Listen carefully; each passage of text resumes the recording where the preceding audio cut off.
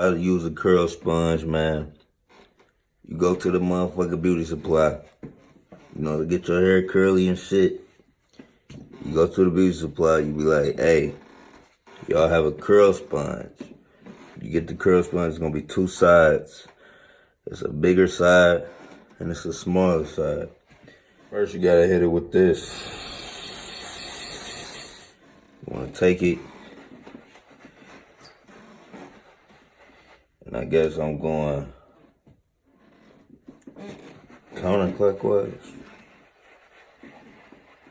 Go counterclockwise, and you want to keep that same motion throughout the entire head.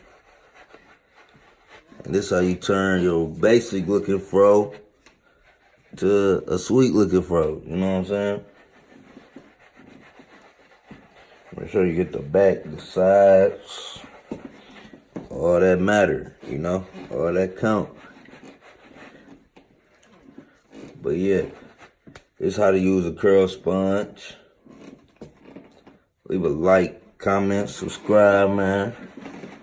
Turn on post notifications. Peace.